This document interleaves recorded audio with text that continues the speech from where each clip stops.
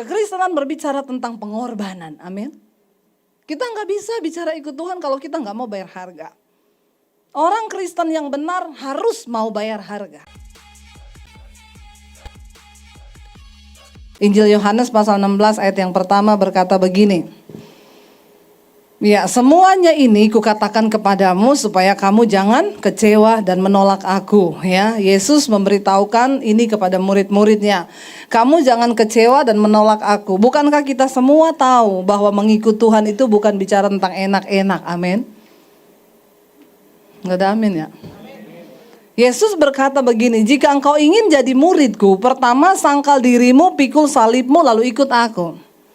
Ya, bicara mengikut Tuhan bukan enak-enak aja, berdoa dijawab, dapat mujizat, ini enak semuanya. Lalu kesaksian kita yang enak-enak. Kesaksian Kristen di Indonesia sama Kristen di China itu beda.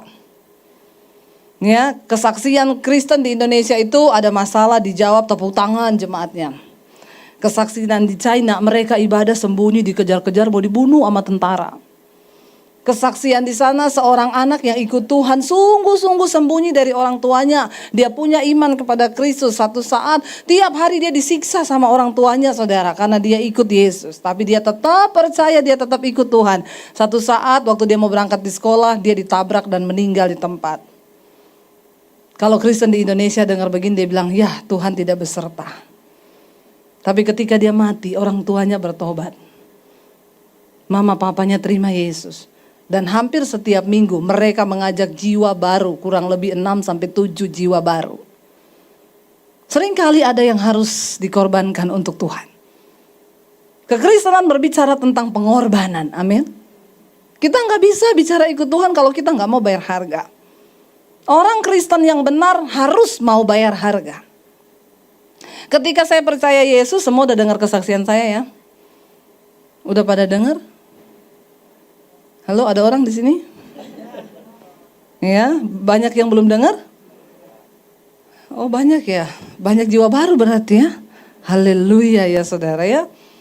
Iya, nama saya Debbie Basir, tapi saya nggak ada hubungannya sama Abu Bakar Basir.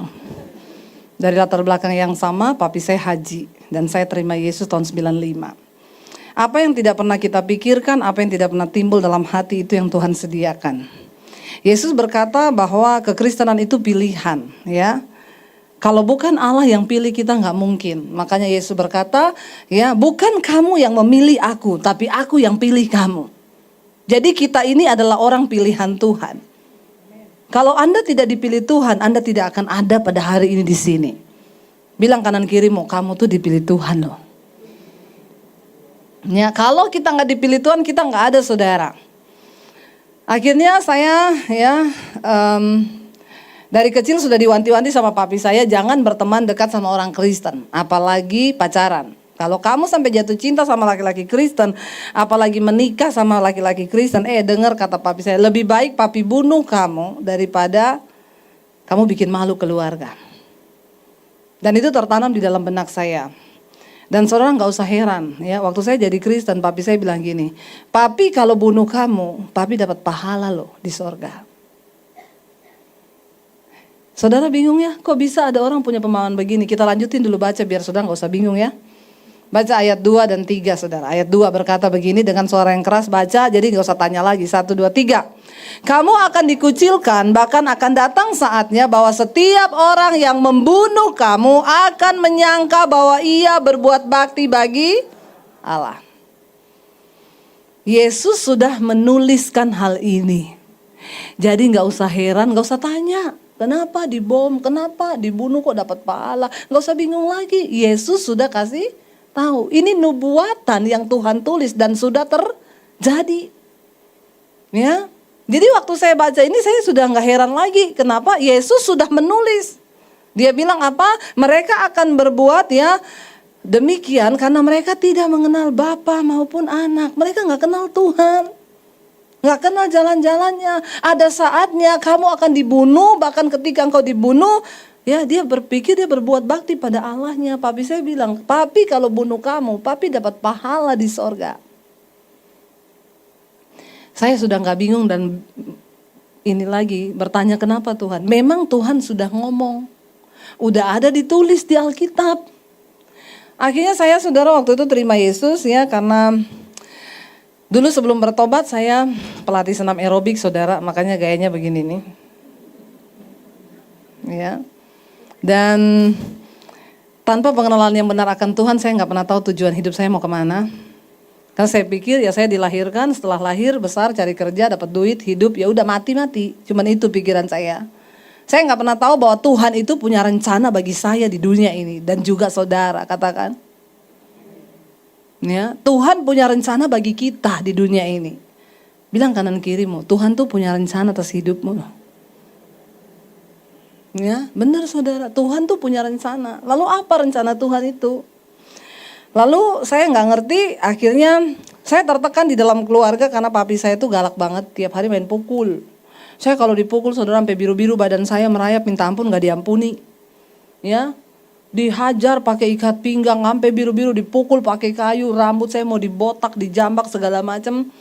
Nangis minta ampun nggak diampuni. Mami saya bilang gini, kamu maklum aja kenapa papi begitu, dia itu punya banyak ilmu. Salah satu ilmu yang sangat mempengaruhi papi saya ketika dia belajar ilmu kebal. Di tengah laut, di tengah malam, bulan purnama sama dukun diisi ilmu kebal, dimandiin. Dan sejak saat itu semakin menjadi-jadi, tiap hari marah, nggak pernah ada hari tanpa marah dan tanpa mukul. Makanya saya bilang orang Kristen yang tiap hari marah-marah, pasti ada ilmu kebal itu. Harus didoakan pelepasan. Kenapa? Karena Tuhan panggil kita untuk hidup dalam kerajaan Allah. Apa itu kerajaan Allah? Roma 14 ayat 12 berkata begini, sebab kerajaan Allah itu bukan soal makanan, bukan soal pakaian, bukan soal rumah mewah, bukan soal mobil mewah, bukan semua yang serba mewah yang Anda pakai di dunia ini, tapi kerajaan sorga berbicara tentang kebenaran, damai sejahtera dan sukacita oleh Roh Kudus. Kita nggak bisa bohongi diri kita, mau semewah apapun yang kita pakai hari ini, kalau engkau tidak hidup dalam kebenaran, maka hidupmu tidak akan ada damai. Dan ketika engkau tidak punya damai itu, engkau tidak punya sukacita. Yesus datang ke dalam dunia bukan bawa agama Kristen. Saudara, jangan bangga ketika engkau cuma jadi Kristen. Karena bukan orang Kristen yang masuk surga, amin. Yesus gak pernah berkata kalau kamu jadi Kristen kamu pasti masuk surga. Gak ada ayatnya. Dia bahkan berkata tidak semua, bukan karena sebab bukan semua orang yang berseru padaku Tuhan, Tuhan yang akan masuk dalam kerajaan Allah. Tapi mereka yang melakukan kehendak Bapa di sorga. Kalau Yesus berkata ayat itu bukan setiap orang yang berseru padaku Tuhan, Tuhan. Siapa yang menyebut Yesus itu Tuhan? Agama apa coba? Agama apa yang menyebut Yesus Tuhan? Saya tuh bingung ya, di sini ada orang atau pura-pura nggak tahu atau gengsi atau apa? Jawablah saudara kalau ditanyain sama pendeta, amin. Tolong kita agak bersahabat dikit ya. Atau saudara kaget lihat saya kok datang marah-marah. Enggak, memang saya ini begini loh. Saya nggak ngajak berantem. Ya, saudara yang menyebut Yesus Tuhan tuh agama apa? Nah gitu dong. Biar cepat khotbahnya, amin. Saudara nggak jawab kita nggak selesai loh. Saudara hanya agama Kristen yang menyebut Yesus Tuhan. Berarti ayat ini ditulis buat siapa? Orang Kristen. Bukan setiap orang yang berseru padaku Tuhan, Tuhan akan masuk dalam kerajaan sorga. Tapi mereka yang melakukan kehendak Bapa. Yesus datang ke dunia bukan bawa agama Kristen. Tidak ada satupun agama yang bisa menyelamatkan orang, termasuk agama Kristen. Jadi jangan bangga kalau KTP saudara tulisannya Kristen. Ya, kalau hanya KTP-mu yang Kristen, maka ketika sangkakala akhir zaman berbunyi, dompet saudara terbuka, KTP saudara terangkat naik ke surga. Lalu saudara bingung, loh kok cuma KTP? Malaikat bilang, iya karena yang Kristen hanya KTP-mu. Lalu kita tertinggal. Ya, jangan saudara. Yesus datang ke dunia bukan bawa agama Kristen, lalu Yesus datang bawa apa? Bawa kerajaan Allah. Amin. Roma 14 ayat 17, sebab kerajaan Allah bukan soal makanan, minuman, pakaian, tapi soal kebenaran, damai sejahtera dan sukacita. Anda tidak bisa menipu diri. Walaupun Anda hidup dalam kemewahan, kalau engkau tidak hidup dalam kerajaan sorga, engkau rugi di dunia ini. Hello. Ya, benar nggak saudara? Mau semewah apapun kita pakai tas 500 juta. Kalau dalam rumah tangga ribut terus suami istri tiap hari omong kosong. Setan bersorak-sorai lihat hidup kita. Ya, kalau dalam rumah tangga kita tidak ada kebenaran, apalagi damai dan sukacita, maka itu semua dibangun dengan kepalsuan. Dan Anda jauh dari kerajaan Allah. Kenapa Yesus harus datang ke dalam dunia ini? Saya harus memulai dari awal lagi karena banyak orang Kristen nggak tahu. Ini saudara bisa pakai sebagai metode untuk penginjilan kepada orang-orang yang belum terima Yesus. Pertama kali Tuhan menciptakan bukan setan. Yang pertama kali Tuhan ciptakan apa? Malaikat. Namanya Lucifer, dia memimpin pujian di sorga. Lalu dia memberontak, lalu dia dibuang kemana? Setan waktu memberontak dari sorga dibuang kemana? Yang lulus kom berapa banyak? Ya, itu loh yang Alkitab bilang. Kalau dilihat secara umur, harusnya Bapak Ibu ini sudah jadi pengajar. Tapi asas-asas tentang kekristenan aja belum ngerti. Astagfirullah subhanallah. Setan, malaikat dibuang, memberontak sama Tuhan di sorga, dibuang kemana? Bumi. Waktu itu bumi masih kosong. Ketika setan dibuang ke bumi, dia membangun kerajaannya dan sistem kepemerintahannya di dunia ini. Lalu Tuhan ciptakan manusia yang serupa dan segambar dengan Allah dan sangat dikasihinya. Pertama kali manusia diciptakan, kita ditempatkan di mana? Taman Eden. Nggak perlu kerja, pengen makan durian, tinggal ngomong durian, jatuh, terbuka, makan enak. Ya, mau ngapain ada semua. Tapi akhirnya setan membujuk manusia, lalu manusia pun jatuh ke dalam dosa. Ketika manusia berdosa, Allah itu kudus, manusia berdosa, kita terbuang dari hadapan Allah. Lalu manusia dari Taman Eden dibuang kemana? Sekarang kita ada di mana? Kita dibuang juga ke bumi. Berarti kita hidup satu nusa kambangan sama setan. Bilang amin dong. Gak usah takut ya, bilang amin saudara. Kita hidup satu nusa kambangan sama ngomongnya biasa aja ya. Ngomong setan. Ya, jadi kita hidup satu nusa kambangan sama setan. Makanya di dunia ini tidak enak. Mau sehebat apapun kita dekat dengan Tuhan, yang namanya dunia tuh gak enak. Ada yang bilang dunia ini enak? Siapa yang ngomong dunia enak? Udah rohani semua ya. Yang masih suka dugem-dugem, enak gak dunia? Gak usah sok rohani ya. Ya, dunia enak gak saudara? Gak enak dunia ini. Kenapa? Karena ini tempat terkutuk. Dunia ini tempat pembuangan. Kita hidup satu nusa kambangan sama setan. Makanya jangan habiskan energi hidupmu untuk sesuatu yang nilainya tidak kekal di dunia. Cari duit boleh, tapi jangan mata duitan, amin. Kenapa Anda tertawa? Bilang kanan kirimu, jangan mata duitan. Hello, pakailah kekayaan yang Tuhan titipkan kepadamu untuk sebuah tujuan membangun kepentingan kerajaan Allah di bumi. Amin. Benar saudara, karena semua nanti akan dipertanggungjawabkan pada hari yang terakhir. Jangan engkau pikir kekayaan yang diberikan di tanganmu itu hari ini adalah milikmu. Semua hanya titipan Tuhan.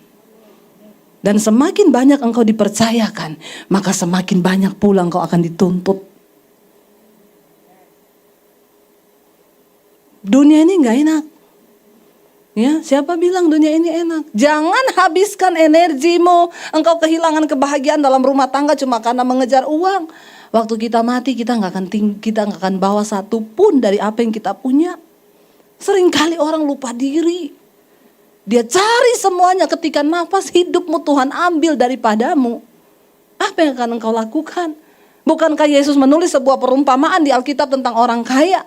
Semuanya ada dalam lumbung-lumbungmu, harta kekayaan yang tidak akan habis sampai berapa keturunan. Bersenang-senanglah, bersukacitalah, nikmati semua yang kau punya. Lalu Tuhan bilang, hai orang kaya yang bodoh, kalau hari ini nyawamu diambil daripadamu, untuk apa semua yang kau sudah cari itu? Kita gak bisa pegang kendali atas dunia ini, atas hidup kita. Gak bisa. Ingat akan Tuhan senantiasa. Siapa yang mau hidup sampai 100 tahun?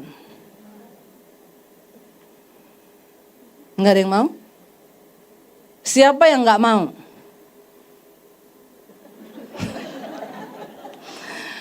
Saya mau tanya lagi ya, harus ada yang angkat tangan. Enggak ada angkat tangan, awas loh ya. Yang mau hidup sampai 100 tahun angkat tangan.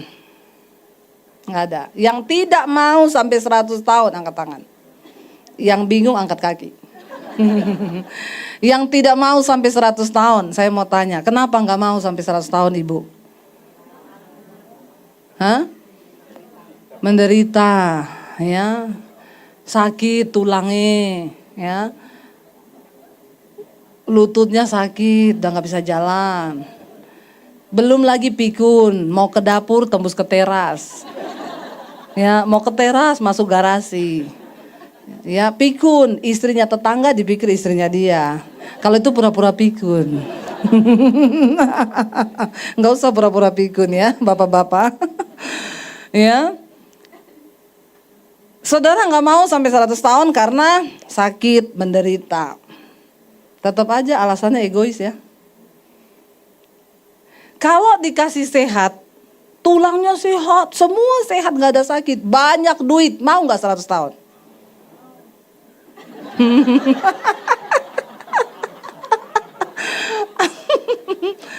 Ya, ternyata gampang sekali mengubah cara pandang saudara ya. Kasih duit aja dan semua yang enak. Langsung berubah, mau. Oh, kamu ketahuan mata duitan. Ya, begitu kasih duit semuanya serba ini mau. Saya tetap nggak mau. Kenapa? Karena dunia ini bukan tempat kita yang sesungguhnya. Ada saatnya kita kembali ke tanah kekekalan yang Tuhan sediakan bagi saudara dan saya. Bukan di sini tempat kita tuh, bukan di sini. Karena itu orang yang percaya Yesus nggak boleh takut dengan yang namanya kematian. Rasul Paulus bilang, aku benci tubuh celakaku ini. Terlebih suka aku beralih dari tubuh ini dan pergi menetap kepada Tuhan. Kenapa? Karena selama aku diam dalam tubuhku ini, aku jauh dari Tuhan. Rasul Paulus benci tubuhnya, saudara. Kenapa? Karena dia tahu selama dia hidup dalam daging ini, dia pasti jauh dari Tuhan. Dia mengerti dia harus hidup dalam kekudusan. Tetapi berapa banyak kali dia harus melanggar kekudusannya. Karena dia gak bisa tahan, dia masih bisa marah. Dia masih bisa melakukan hal-hal yang sifatnya kedagingan. Karena itu Rasul Paulus sampai kepada sebuah statement. Dia bilang apa? Bagiku hidup di dunia ini adalah bekerja memberi buah bagi Kristus. Dan mati itu adalah sebuah keuntungan. Karena aku berjumpa dengan Kristus. Di sanalah tempat kita yang sesungguhnya, saudara. Amin. Bukan di bumi ini. Ada satu tempat kekekalan, tanah surgawi yang Tuhan sediakan bagi kita. Bukan di sini. Karena itu saudara, jangan tertipu dengan semua yang ada di dunia ini. Semua orang yang pernah mati ketemu Tuhan, sama Tuhan disuruh pulang ke dunia pada gak mau. Gak ada yang mau. Tuhan bilang pulang kamu, belum saatnya mati. Gak mau Tuhan. Saya berapa kali ketemu orang yang pernah mati cerita. Disuruh pulang ke bumi, gak mau. Kenapa? Di sini enak Tuhan. Gak ada air mata, gak ada tekanan. Dekat dengan Tuhan, damai, sukacita. Hidup oleh manusia roh di sana, gak ada semua yang bersifat daging. Tuhan bilang pulang ke bumi, gak mau. Kenapa? Di sini gak ada debt collector. Ya,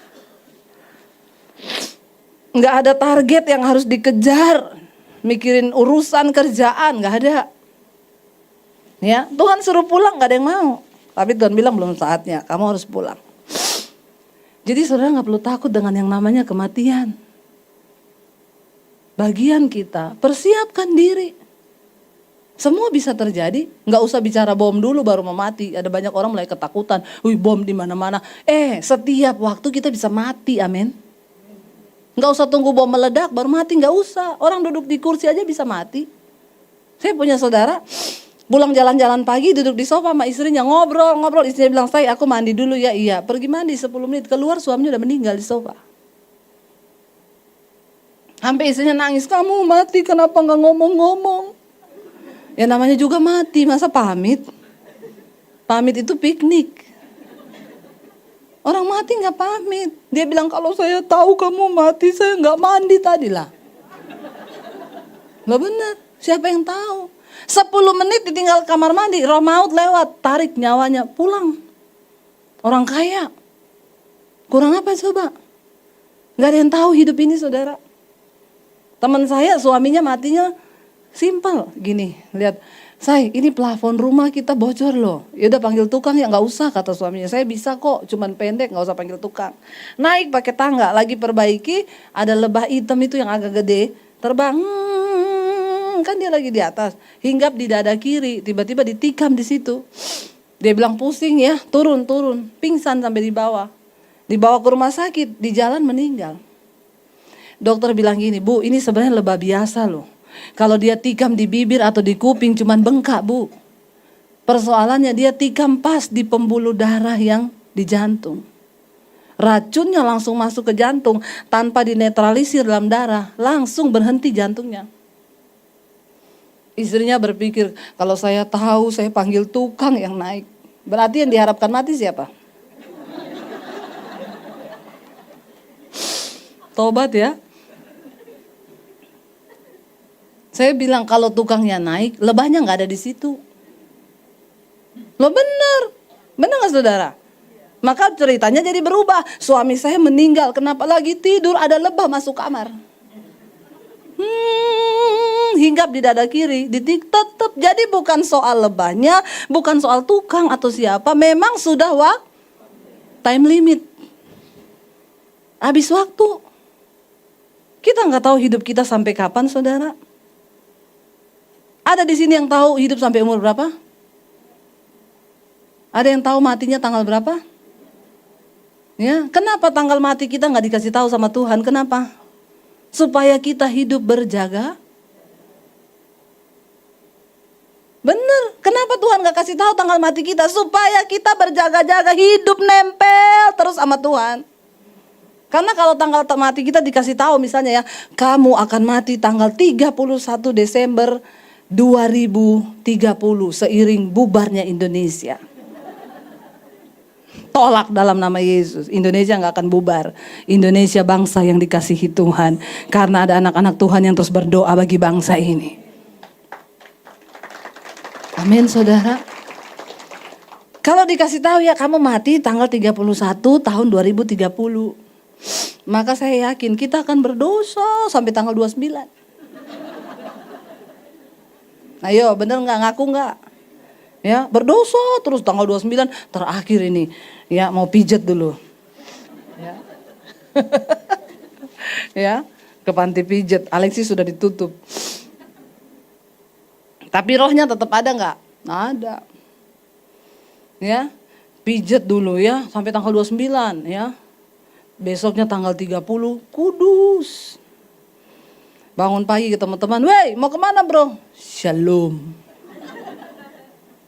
"Apa kabar?" "Haleluya." "Lu ngapain? Kenapa?" "Glory." "Kenapa?" "Mau mati besok." Kenapa kita nggak dikasih tahu tanggal matinya? Supaya kita berjaga. Makanya ada pepatah yang berkata, hiduplah seolah-olah engkau akan mati besok. Kalau kita semua tahu kita mati besok, hari ini kita ngapain? Kudus banget. Kalau ada ibadah 3 kali, saya ikut 3-3-nya. Kenapa? Besok mati. Nggak ada yang tahu hidup ini, saudara. Ya, nggak dikasih tahu aja masih pada sombong kita ini kadang-kadang ya. Nggak mikir ya. Lalu saya, saudara, karena saya nggak bahagia di rumah, saya tertekan, saya stres, saya cari pelampiasan di luar. Saya cerita sama teman-teman saya, tempat senam saya ini bete banget. Ngapain sih ya orang itu lahir di dunia? Lalu mereka bilang gini, hidup ini cuma sekali deh, nikmati aja dunia. Sayang loh kamu gak nikmati dunia. 1 Yohanes pasal 2 ayat 16 berkata begini. Sebab semua yang ada di dunia ini, hanya 3 hal yang ada di dunia, catat baik-baik. Ya, 1 Yohanes 2 ayat 16 tolong ditampilkan. Yang ada di dunia ini cuma 3 hal. Yang pertama adalah 1 Yohanes 2 ayat 16 ya. Sebab semua yang ada dalam dunia yaitu apa? Keinginan daging dan keinginan mata serta keangkuhan hidup bukanlah berasal dari Bapa melainkan dari dunia. Ketika setan datang ke dunia ini, dia membangun sistem kerajaannya di bumi ini. Dan Alkitab bilang, semua yang ada di dunia bukan berasal dari Tuhan. Apa yang ada di dunia ini cuma 3 hal. Pertama, keinginan daging. Apa itu keinginan daging? Galatia 5 bilang, percabulan, kenajisan, hawa nafsu, nafsu jahat, iri hati, kebencian, dendam, amarah, keserakahan, dan rupa-rupa kejahatan ada dalam daging kita. Dan barang siapa yang hidup menurut daging, maka dia akan mati binasa. Tetapi jika oleh roh engkau mematikan perbuatan dagingmu, maka kamu akan hidup, kata firman Tuhan. Amin, saudara. Yang pertama ada keinginan daging. Semua punya daging gak? Ingat ya, dagingmu itu punya keinginan. Ya, makanya agak dikurang-kurangi berat badannya. Enggak. Ya, mau gendut, mau kurus, tetap sama yang namanya keinginan daging ya. Yaitu percabulan, kenajisan, hawa nafsu, nafsu jahat, iri hati, dendam, amarah, kebencian, keserakahan, rupa-rupa kejahatan ada dalam daging kita ini. Saudara, setan zaman dulu sama setan zaman sekarang beda. Ya, setan zaman dulu tuh pocongan, kuntilanak, genderuwo. Zaman sekarang udah gak muncul setan begituan. Kenapa gak muncul? Udah kalah pamor. Manusia udah gak takut ya, film horor laku keras. Sampai setan gondok, mereka kok gak takut lagi sama kita ya. Film kuntilanak ditonton, film setan ditonton, bejubel penontonnya antri. Mau beli tiket, sampai setan geleng-geleng kepala. Makanya setan udah gak muncul dalam hal yang begituan lagi. Ya, setan-setan zaman dulu sembunyi di gedung-gedung tua, di pabrik tua, sembunyi ngumpet, didatangi loh sama produser sama kameramen. Datang ke gedung tua ngapa? Cari setan mau di syuting. Ambil setan stres. Kata setan gini, memang sudah akhir zaman ya. Kenapa kata temannya? Lihat ya, bukan kita yang ganggu manusia, manusia yang ganggu kita. Sekarang semua manusia kesetanan loh. Ambil setan protes sama Tuhan, saya gak mau jadi setan lagi Tuhan. Kenapa? Manusia lebih setan dari setan. Ya. Setan mau dibikin film, sutradara datang, ngumpet setan loh. Kata setan, saya gak mau jadi bintang film. Cari aja yang lain, akhirnya orang kerasukan di syuting. Ya, setan stres. Kata setan, tidak ada tempat aman lagi bagi kita di dunia ini. Nah karena setan udah stres, dia tahu udah makin zaman, dia berinovasi. Setan zaman now. Setan zaman now tidak lagi menakutkan ya, kuntilanak, pocongan, udah enggak. Kata kuntilanak gini, aku sama orang Kristen lebih kudus aku. Bajuku panjang sampai di bawah, bolongannya 1 tok di belakang. Orang Kristen zaman now dia bilang, udah bajunya pendek, bolong di mana-mana. Jadi kata kuntilanak, Eke bingung, yang setan Eke apa ye? Halo bapak-bapak, banyak kuntilanak akhir zaman. Ya, banyak pelakor zaman now. Ada seorang ibu cerita sama saya, Bu, suami saya selingkuh, Bu. Terus ibu tahu waktu saya ketahuan dia selingkuh, Bu, itu pelakornya, Bu. Teror saya tiap hari. Jadi perempuan-perempuan zaman now itu memang mereka membidik bapak-bapak. Makanya cowok-cowok sekarang banyak berondong tuh gak laku-laku. Kenapa? Dia gak mau nikah sama berondong. Dia bilang gini, kita cari bapak-bapak. Karena sudah berkepribadian. Dia bilang bapak-bapak itu lebih punya hati, harta dan properti. Ya kalau berondong itu katanya nikah ya sama berondong, cicilannya panjang. Ntar nikah baru mau nyicil rumah. Berapa tahun baru selesai cicilan rumah, belum beli mobil. Lama. Bapak-bapak itu benar-benar punya hati. Jadi bapak-bapak hati-hati ya. Karena Anda punya hati. harta dan properti. Bentar, saya mau difoto nih. Biar nanti jadinya nggak gini. Kan jelek banget sudah. Enggak ya. Jadi ya punya hati. Makanya sekarang berondong nggak laku. Dan lebih gilanya lagi pelakor zaman now saudara. Dia begitu dapat suami orang, yang dia cari nomor 1 nomor telepon istrinya loh. Memang beda ini pelakor zaman now, vitaminnya kenceng nih. Nggak tahu dia minumnya apa ya. Ya, sampai dia punya antibody itu luar biasa loh. Zaman dulu perempuan selingkuh sama suami orang takut setengah mati kalau ketahuan. Sembunyi, kalau sekarang enggak. Dia teror istrinya. Kemarin ada berita di TV, seorang pelakor melabrak istri tua. Gila enggak? Dia datang ke rumah, dia labrak, suruh cerai loh. Memang setan ini gisinya lebih tinggi akhir zaman ya. Sampai heboh bermanifestasinya luar biasa loh. Dia bilang gini, ibu suami saya selingkuh bu. Dia beliin apartemen tuh cewek di Surabaya bu. Terus ibu tahu itu cewek tiap hari SMS saya. Lu gak tahu diri ya. Suamimu itu udah gak cinta sama lu. Putusin aja, cerai. Lu emang gak tahu diri ya. Dia tuh lebih cinta sama aku. Tapi dulu dia bilang waktu saya belum bertobat, saya terpengaruh bu. Tapi sekarang saya udah bertobat bu. Jadi saya balas dia, Tuhan Yesus memberkatimu. Tapi sakit loh. Makanya saudara, sekarang ini keluarga-keluarga digoncang habiskan sama setan.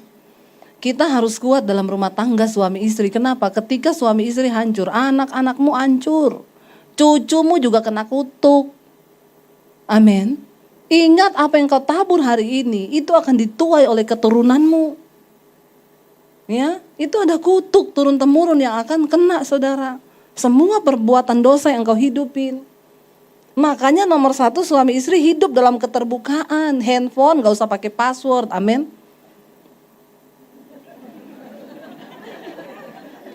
Ketahuan ini masih banyak yang pada pakai password ya. Kalaupun pakai password, suami istri harus saling tahu. Gak apa-apa tuker-tukeran, ada loh. Orang Kristen suami istri gak boleh istrinya pegang HP suaminya, gak boleh. Ini harus dibaptis ulang. Dan kita rendam agak lama. 5 menit gitu. Dia buka mata langsung di rumah Bapa di sorga. Langsung masuk sorga. Daripada hidup lagi terus bikin ulah lagi. Bener loh bapak-bapak, jangan ya. Jangan simpan-simpan HP. Nggak apa-apa, saya sama suami kadang tuker-tukeran loh. Itu kan kenapa istri ada di sampingmu. Istri itu teman pewaris kerajaan Allah. Dia akan jadi penolong dan juga satpam buatmu.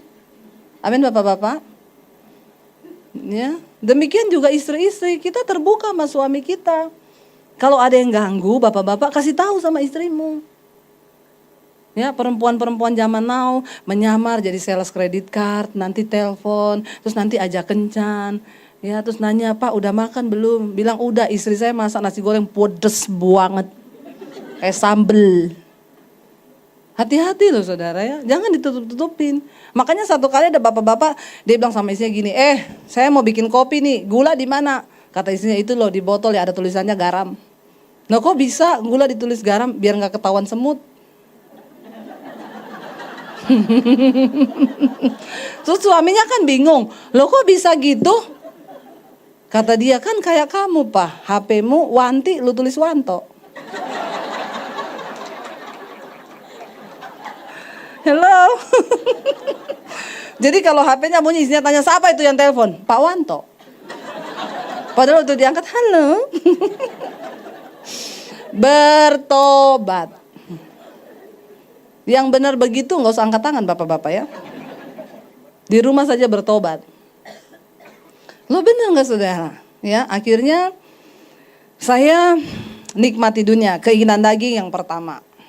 Percabulan, kenajisan, saya ke diskotik, ya saya dugem, saya lakukan semua hal, saya bersinah. Itu yang setan taruh dalam diri kita. Lalu Alkitab bilang di dunia ini yang kedua yang ada itu keinginan mata. Mata manusia itu ada puasnya enggak? Halo? Mata kita ini ada puasnya enggak? Enggak ada puasnya manusia itu, ya. Dikasih motor pengen, kasih mobil pengen kapal ya, jadi juragan kapal. Kasih kapal pengen helikopter, ya. Dikasih rumah tadinya kontrakan cuma 1 petak, pengen punya rumah sendiri. Kasih rumah 1 pengen 10. Udah punya rumah 10, beli tanah di mana-mana. Udah punya kapling di mana-mana, ya. Punya hotel, punya villa, ya. Udah punya rumah di sorga belum? Udah punya kapling di sorga? Jangan lupa ya saudara, jangan cuma beli kapling di bumi ya. Nanti di sana kita harus ada kapling loh. Jangan cuma kaya di bumi, tapi engkau melarat di hadapan Tuhan. Lalu dikasih ini, tetap gak ada puasnya manusia itu. Pengen mata kita tuh pengen terus. Berapa banyak yang udah menikah di sini? Ya, yang sudah menikah. Bapak yang pakai baju hitam deh. Nah, sudah menikah ya Pak? Itu istrinya ya Pak? Menurut Bapak istrinya cantik gak? Cantik ya? Yang lebih cantik dari istrinya ada gak? Hah? Mama?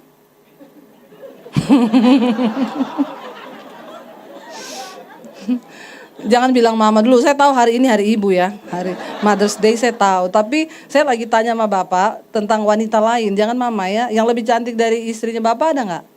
Nggak ada. Jadi cuma ibu yang paling cantik. Kayaknya Bapak harus periksa mata deh Pak.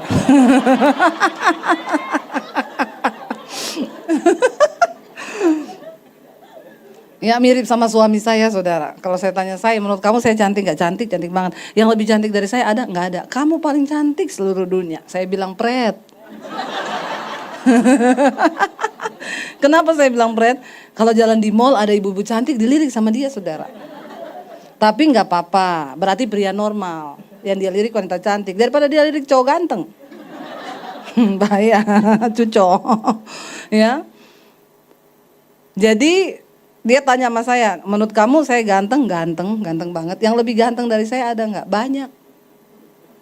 Loh bener. Tapi di antara semua yang ganteng itu, kamu yang terbaik buat saya. Amin ya Pak ya. Yang cantik banyak ya Pak. Ngaku aja Pak. Jangan takut dicubit istri, ya. Itu kan lebih baik jujur walaupun menyakitkan. Ya, mata itu nggak pernah ada puasnya. Ibu-ibu yang beli tas baru, survei membuktikan itu keinginanmu cuma bertahan 90 hari. 3 bulan engkau punya tas baru, buktikan. Abis itu engkau udah bosen. Lihat yang baru pengen lagi, bener nggak? Tingkat kepuasan manusia 3 bulan pertama beli mobil, dielus terus itu mobil. Nanti udah 3 bulan berikutnya udah gak ada, pengen lagi lihat lagi yang baru, pengen lagi yang baru. Tapi hati-hati, Tuhan bilang, jangan engkau memuaskan semua keinginan tubuhmu untuk engkau turuti semua keinginannya. Keinginan daging itu bahaya. Keinginan mata, yang terakhir yang ada di dunia adalah keangkuhan hidup, yaitu kesombongan. Siapa yang gak sombong? Ampuni ya, sombong semua di sini ya. Ada orang bilang gini, itu Bu, mentang-mentang kaya sombong sekali Bu. Orang kaya sombong ya biasa, miskin sombong aja banyak. Bener gak saudara? Enggak kaya, enggak miskin, semua orang punya bakat sombong. Tapi Tuhan menentang orang yang sombong. Mau kaya mau miskin kita semua ini sama, cuma tercipta dari tanah. Mati nanti balik kembali jadi tanah. Tapi kalau hidupmu terlalu banyak masalah, saya curiga Anda dicipta dari tanah sengketa. Harus didoakan pelepasan itu. Ya. Jadi saudara nggak boleh sombong. Yang ada di dunia ini yang ketiga adalah keinginan, kesombongan, keangkuhan hidup. Cuma 3 ini yang ada di dunia. Maka jangan mau lama-lama di dunia. Amin. Kita harus tinggalkan dunia ini. Kematian adalah awal sebuah kehidupan dalam kekekalan. Kekal di surga bersama Bapa di sorga kalau hidupmu benar. Kekal di neraka jika hidupmu tidak benar. Persiapkan hidup kita. Ini saya sampai jam berapa? Udah habis waktu ya Bu? Belum ya? Sampai jam berapa Pak? Ya. Jadi saudara, ya harusnya kita selesai jam 12 ya. Tapi saya khotbahnya sampai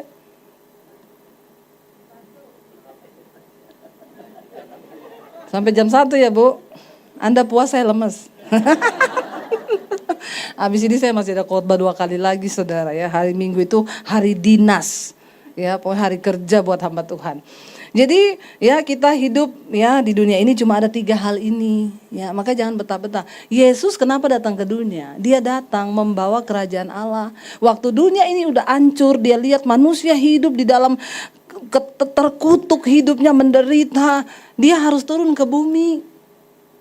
Saya nginjilin satu bapak sopir Grab. Saya suka kemana-mana tuh naik Grab saudara. Kenapa? Ketemu banyak orang. Kita bisa nginjil. Saya pesan Grab yang ambil namanya Muhammad. Waduh, Muhammad. Ya udahlah. Dia datang. Ibu Debbie Basir, iya. Pak Muhammad, iya. Naik Bu, naik. Pakai kopiah putih. Gantungan di mobilnya tasbih. Pak ini lagi apa rame-rame tuh Pak di radio tuh Pak. Dia kan putar radio. Ini Bu Setia Novanto itu loh Bu. Oh, yang ditabrak tiang listrik ya? Iya gini-gini. Oh ya udah. Terus dia bilang gini, tapi ibu jangan salah loh. Itu Setia Novanto itu kan istrinya satu suku sama ibu. Loh emang bapak tahu saya suku apa? Ibu Chinese kan? Haleluya saudara ya. Saya ada tampang Chinese kah? Ya kalau buka kacamata kayaknya cipit ya. Saya bilang bukan Pak. Ya saya ini asli dari Sulawesi. Terus dia bilang gini, oh kalau gitu ibu pribumi dong. Bukan Pak, saya peribulan. Ya, saya bilang Bapak jangan ngomong-ngomong pribumi. Semua orang yang lahir di Indonesia, mau orang Arab, orang mana, orang Sunda, orang mana, orang Chinese, kalau dia udah punya akte lahir di Indonesia itu artinya Pak NKRI harga mati. Amin. Kita kan naik Grab ketemu orang kan. Ya, ketemu orang Kristen itu sekarang kan eksklusif, ketemu sesama Kristen, makan sesama Kristen, di mobil sesama Kristen. Terus kita kapan nginjil? Garam kumpul sama garam, nanti jadi gudang garam. Darah tinggi semua, marah-marah berantem, pecah. Jangan, ya keluar beritakan Injil, amin. Biar nggak ketinggian garamnya. Jadi dia bilang gini, oh berarti Bu pribumi ya? Enggak, saya. Oh ya udah Bu, berarti ibu Muslim.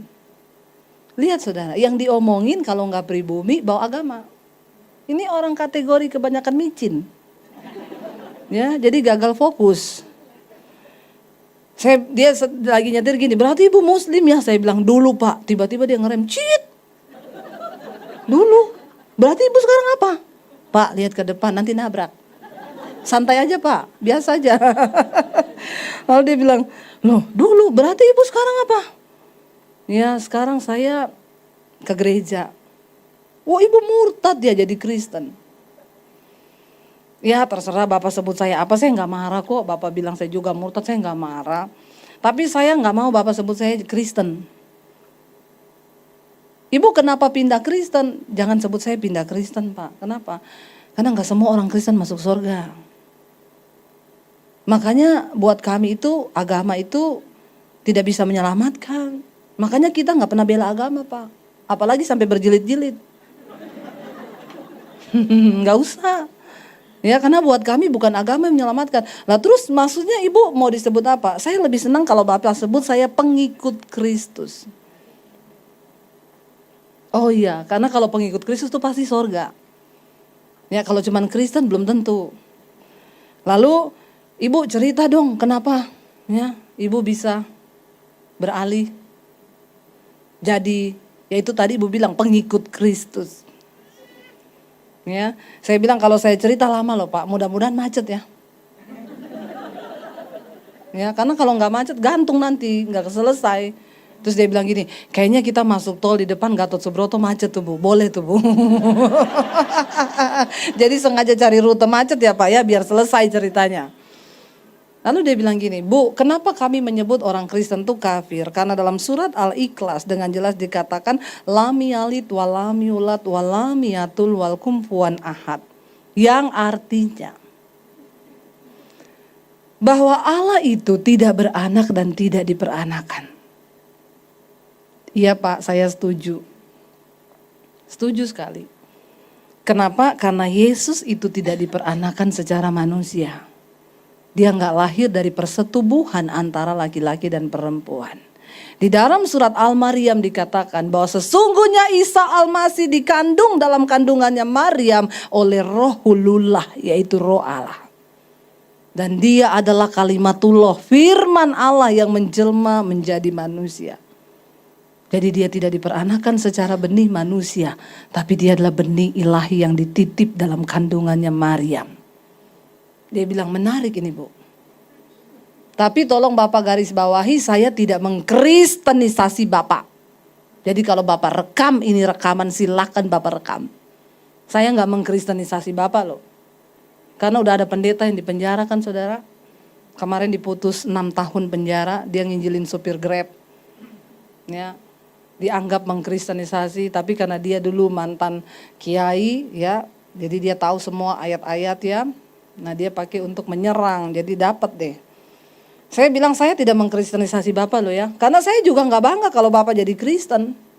Terus Bapak ke gereja bikin penuh-penuh bangku gereja, enggak. Saya senang kalau Bapak ketemu Tuhan yang benar. Yesus Kristus.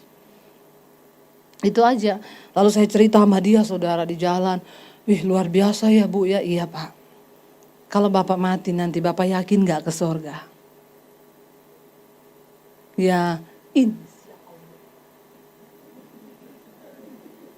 semoga semua mogol dan gagal. Ya, semoga. Jadi, ya sudah saya bersaksi sama dia, saudara. Yesus Kristus itu anak Allah yang turun. Kenapa dia harus datang ke bumi, Pak? Karena dia datang membawa kerajaan Allah. Dia pengen kasih tahu sama manusia, ini loh jalan yang benar, ini kehidupan yang benar. Kerajaan Allah itu apa? Kebenaran, damai, sejahtera, dan sukacita. Itu aja. Itu yang manusia butuhkan, bukan yang lain. Orang punya harta banyak juga, kalau hidupnya nggak damai, ngapain coba saudara? Ya, saya konselingin ibu-ibu tuh. Tasnya aja 500 juta. Kalau ke gereja sama suami gandeng tangan. Duduk di bangku nomor 2. Begitu saya disuruh ke rumahnya, saya masuk rumahnya. Aduh Bu, rumahnya kayak surga di bumi ya. Bagus banget rumahnya. Terus saya bilang gini, Ibu pasti bahagia banget ya Bu. Ya, ke gereja bareng sama suami.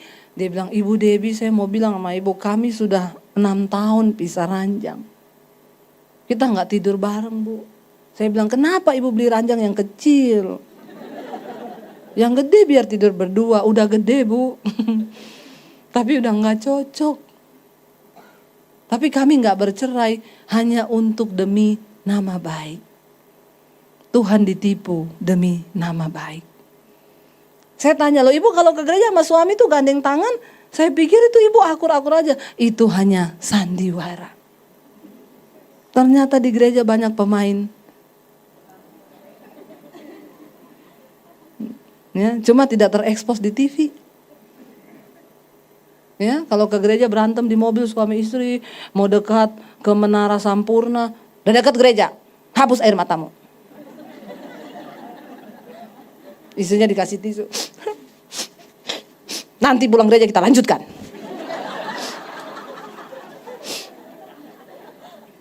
Masuk gereja salaman sama ajar. Shalom Bu, apa kabar? Baik, dahsyat luar biasa. Ya, suaminya gandeng, ayo say. Pencitraan. Dia kira Tuhan tidak lihat apa yang dia buat. Dia kira Tuhan gak tahu. Alkitab berkata di sekeliling kita ini banyak saksi. Saksi yang pertama itu mata Tuhan. Setiap hari mata Tuhan menjelajah ke seluruh bumi, melihat orang baik dan orang jahat. Itu kata firman Tuhan. Semua rekaman hidupmu ada di CCTV-nya Tuhan. Gak ada satu pun yang tersembunyi. Bahkan Alkitab berkata satu saat nanti kita semua akan berdiri di hadapan tahta pengadilan Kristus. Di situ akan dibuka semua secara terang-terangan. Bahkan apapun yang terselubung di dalam hati manusia itu akan diungkap. Jadi ingat loh, semua rekaman hidup kita ada di CCTV-nya Tuhan. Ada tuh kemarin kan beredar di WhatsApp dibagiin itu ya, orang yang takut CCTV lebih daripada Tuhan. Di lift dia nyolong dompetnya orang, terus dia lihat ada CCTV, dia balikin lagi. Takut CCTV daripada Tuhan. Dia nggak lihat mata Tuhan tuh menjelajah di seluruh bumi. Ya, ada lagi yang di mall nyolong dompetnya ibu-ibu. Begitu dia nyolong, dia lihat ada CCTV, dia masukin lagi. Orang-orang yang hanya takut pada CCTV manusia, dia lupa bahwa Tuhan itu matanya merekam. Dan mata Tuhan melebihi kecanggihan CCTV manapun juga yang bisa menembus segala ruangan dan tembok-tembok yang tidak terlihat. Jadi satu saat kita semua akan berdiri di hadapan tahta pengadilan Kristus. Lalu akan ditanya, kamu pernah selingkuh enggak? Demi Allah. Enggak pernah. Tuhan bilang malaikat, puter channel 7. Ada rekamannya. Jadi hari ini kita pulang bertobat. Tuhan, saya mau hapus semua rekaman hidup saya yang lama. Saya mau bikin rekaman hidup yang baru mulai hari ini. Tuhan gak pernah menghitung berapa banyak dosamu, tapi dia selalu mau tunggu kapan engkau bangkit kembali untuk hidup dalam kekudusan dan perkenanannya. Amin saudara. Akhirnya saudara, saya stres, saya kecewa, saya marah. Saya terusin sampai jam 12 ya Bu. Gak apa-apa ya? Boleh saudara? Ada yang keberatan? Ya. Biar selesailah ya, jadi ke depan udah gak bersaksi lagi. Jadi, karena tadi ini saya mau khotbah sebenarnya, tapi banyak yang belum dengar kesaksian saya, nanti Anda dibilang kurang gaul. Ya, jadi kalau Debbie Basir, ya yang mana tuh ya, biar tahu kesaksian saya. Akhirnya saya stres, saya ikuti apa yang dunia mau. Teman-teman saya ngajak saya ke diskotik, dugem, judi. Wah ikuti daging itu kayaknya enak saudara. Tapi kita kehilangan damai sejahtera. Waktu di diskotik goyang pulang, stres 2 kali lipat, tak tambah lagi. Bener, ya, bukan bahagia, makin stres. Pada akhirnya saudara, setan itu kerjaannya mencuri, membunuh, membinasakan. Dia tiap hari mencari orang yang bisa dicobai. Jadi kerjaannya setan tiap hari berjalan keliling-keliling. Cari orang yang bisa dicobai. Jadi kalau Anda juga tukang keliling-keliling, nanti ketemu banyak setan. Ya, lalu saya jatuh, ya, singkat cerita saya hamil di luar nikah tahun 95. Dan disitulah saya benar-benar terpuruk, ya, saya jatuh. Setan datang gini, hidupmu udah hancur, ya, kamu gugurin kandunganmu pun gak ada guna. Kenapa? Karena satu saat kan pasti bakal ketahuan. Jadi siapa yang mau nikahin kamu lagi? Mending kamu bunuh diri aja. Jadi saya sembunyiin saudara kehamilan saya, sembunyi sampai saya takut kalau ketahuan papi saya bisa dibantai. Saya sembunyiin, akhirnya saya cerita ke teman saya bilang, ya kamu gak mungkin nikah kan? Ya enggak lah, yaudah. Yuk saya antar ke dukun. Zaman itu tahun 95 praktek aborsi gak kayak sekarang, di tiap tikungan ada. Ya, dulu setengah mati kalau mau aborsi ke rumah sakit sama dokter, ketahuan nih suaminya siapa, apalagi di kota kecil begitu. Saya cerita ke teman saya, dia bilang ada dukun yang bisa gugurin. Pinter, sering dia, ayo kita cari. Saya dibawa, tapi dukunnya mau didatangi kalau malam. Rumahnya di pinggir pantai, angin sepoi-sepoi. Horor. Rumahnya gubuk bambu, dukunnya keluar dari gubuk, nenek-nenek tua rambut putih panjang kayak mak lampir. Coba saudara masuk dalam cerita saya. Tatap mata saya. Bener horor. Saya masuk, dia pegang perut saya, dia bilang gini, ini sudah kegedean. Kenapa kamu gak cepat kesini? Tapi kamu benar-benar mau ini dibuang? Iya nek, saya gak mau nikah. Saya baru lulus SMA waktu itu. Oke bisa. Tapi kalau udah gede gini, kita terpaksa.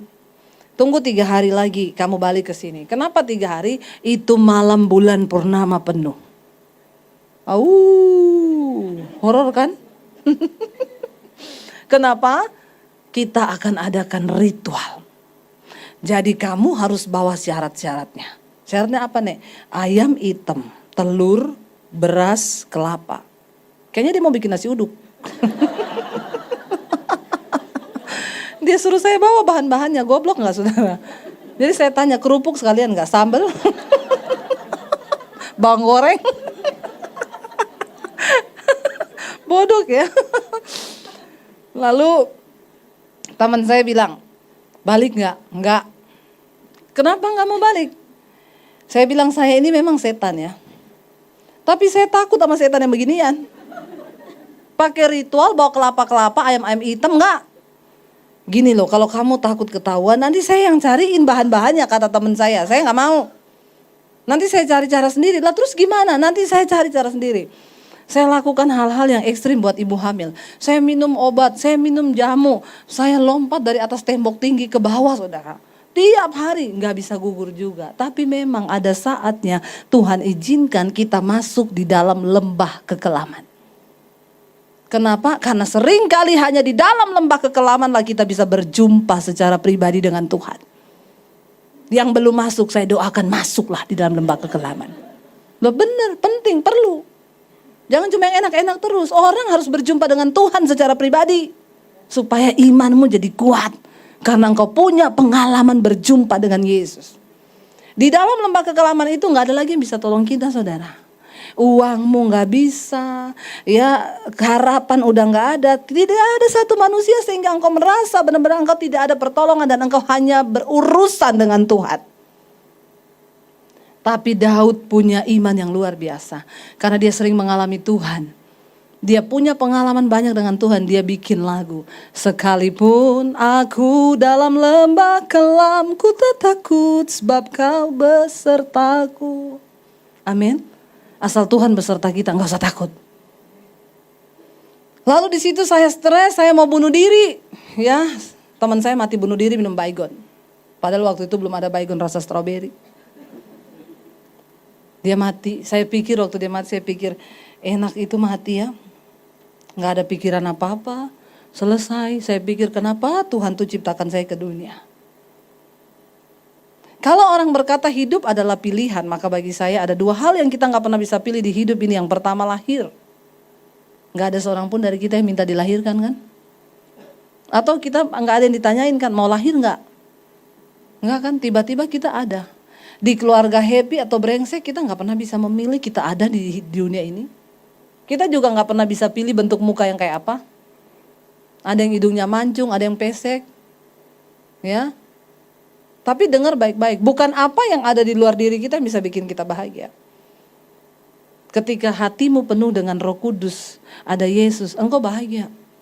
Dulu saya sebelum bertobat, saudara, tiap hari berdiri depan cermin. Kenapa saya diciptakan jelek banget kayak begini? Oh, udah cantiknya kayak gini loh. Masalah buat lo. Ya, bener, nggak pernah ada rasa puas.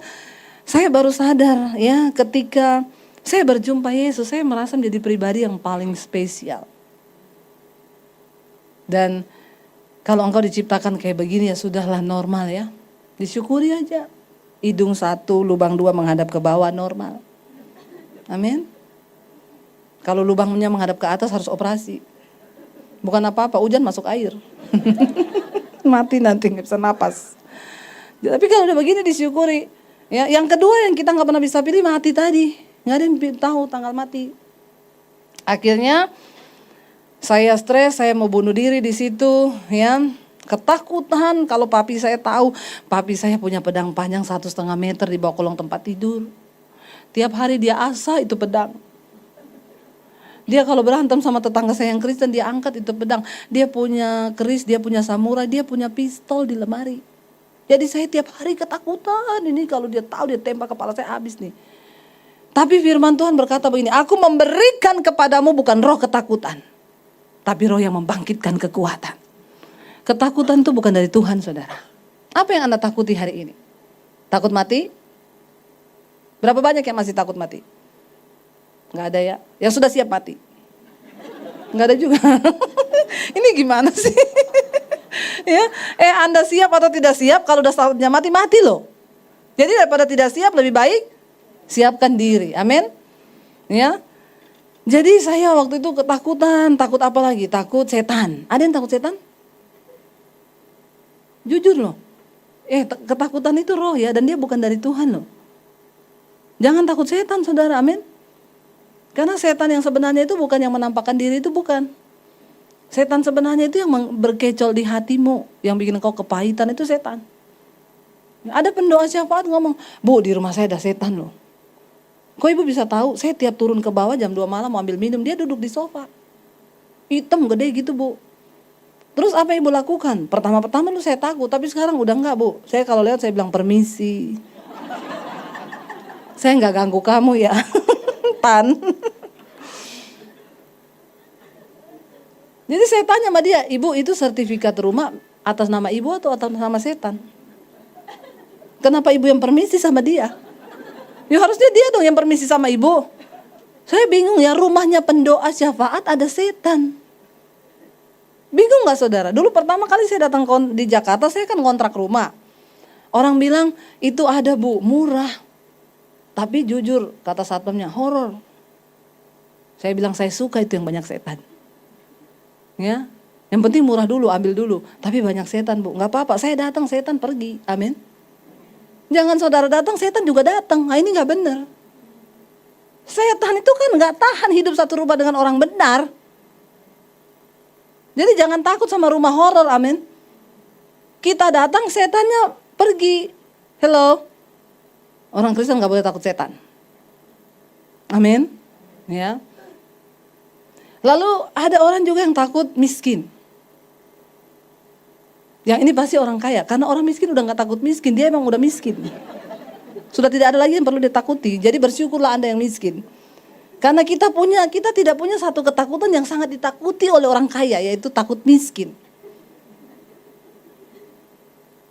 Yang miskin agak terhibur hari ini ya. Jangan takut saudara ya. Makanya ada orang selingkuh, panggil saya ke apartemennya, Bu, saya ini peliharaan. Cewek cantik banget saudara. Saya kaget, biasanya yang dipelihara kan kucing atau anjing. Ini perempuan cantik dipelihara.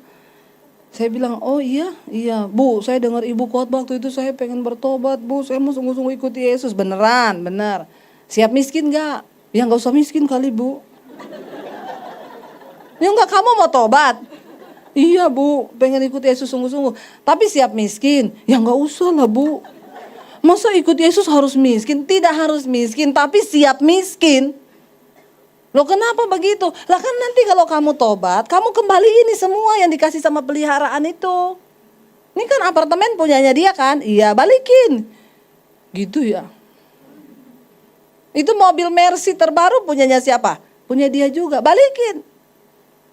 Ya. Ngeri saudara. Ini temannya Syahrini, maju cantik, mundur cantik. Saya nggak tahu kalau kepleset masih cantik nggak ya.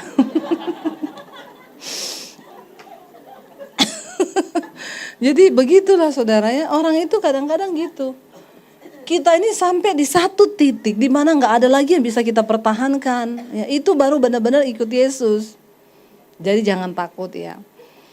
Akhirnya saudara saya di situ saya mau bunuh diri ya, karena saya takut sama papi saya.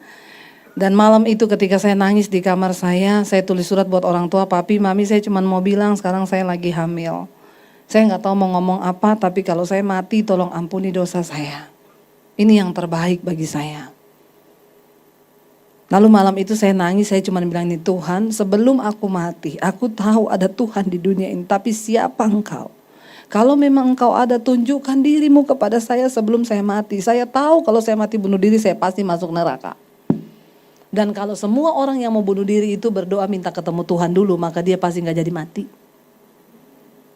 Karena perjumpaan dengan Tuhan itu yang mengubahkan hidup kita. Dan akhirnya malam itu Tuhan Yesus datangi saya. Roh Kudus turun ke atas saya.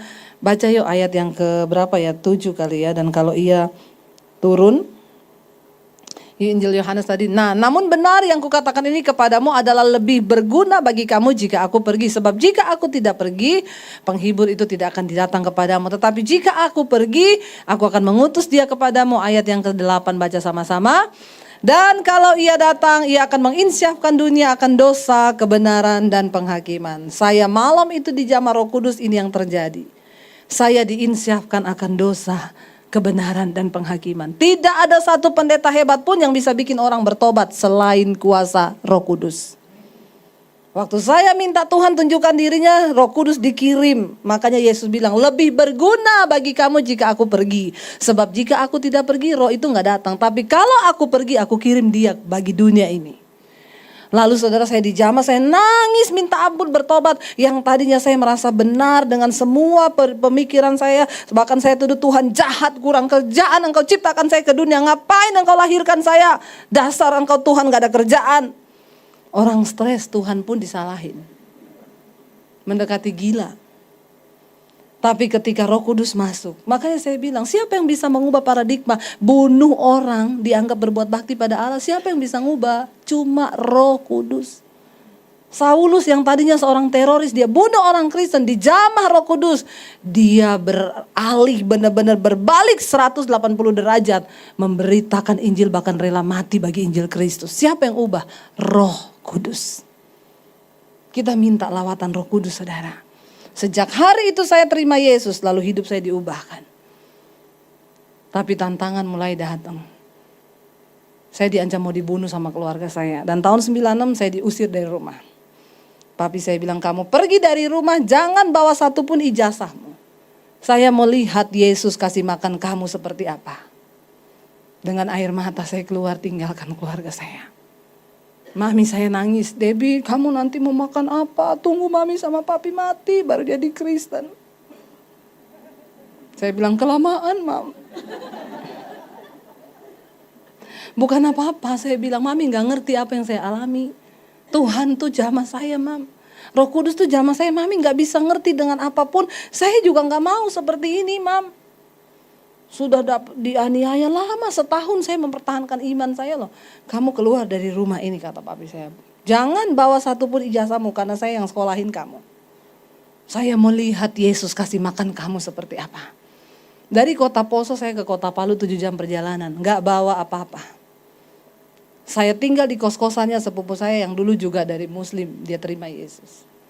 Untuk bisa dapat makan di situ setiap hari kalau mereka udah berangkat kuliah. Saya cuci baju, saya nyapu, saya nyetrika, saya ngepel, saya masak untuk bisa dapat makan.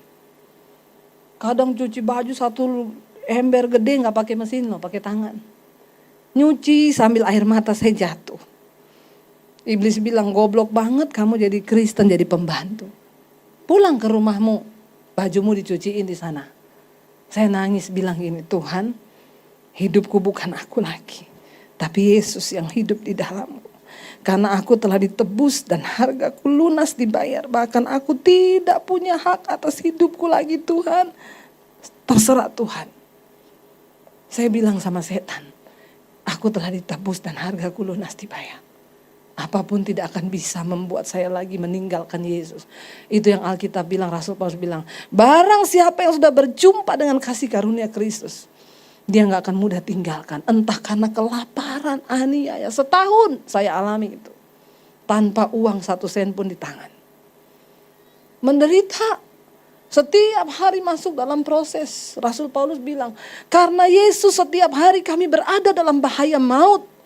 Aku dipenjara karam kapal. Aku didera. Aku hampir mati. Semua karena nama Yesus. Hari-hari ini kita pergumulannya karena apa? Ada di antara kita yang masih mau mati karena nama Yesus? Kita kan hari-hari ini pergumulannya cuma yang alay-alay, bener gak? Gak bisa bayar cicilan. Alay gak? Banget. Difitnah. Saya gak terima bu. Saya difitnah. Di mana harga diriku?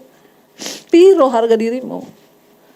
Kalau engkau tahu bahwa hargamu telah lunas dibayar, maka engkau gak punya hak lagi atas harga dirimu. Mau dihina, mau difitnah, biarin aja. Itu bagiannya Tuhan. Foto saya dipampang di satu gereja, jangan diundang, ini hamba Tuhan. Saya cuma nangis saudara. Gak apa-apa. Kalau Injil yang kami beritakan, kata Rasul Paulus, itu ditutup, maka itu tertutup bagi mereka yang akan binasa. Nggak apa-apa, hidup ini jangankan menderita dari pihak sebelah, Rasul Paulus bilang, bahkan dari orang-orang seiman pun kita akan dianiaya. Jangan ngomong dari seberang. Orang yang seiman, saya kalau mau lihat model-model pendeta yang zaman dulu saya ketemu, saya pernah giniin satu pendeta, Pak, saya kalau mau lihat Bapak, saya mau pindah lagi ke agama saya yang dulu, Pak. Cuma untung saya lihat Yesus, Pak, nggak lihat Bapak. Amin, saudara. Lo benar. Jadi saudara, ya ikut Tuhan, yuk bayar harga. Yesus bilang kalau engkau ingin jadi muridku, pikul salibmu, sangkal dirimu dan ikut aku. Ikut Yesus itu bukan enak-enak. Saya berdoa setiap kita di tempat ini tidak ada satupun yang tertinggal. Kita akan mengalami Tuhan bersama-sama.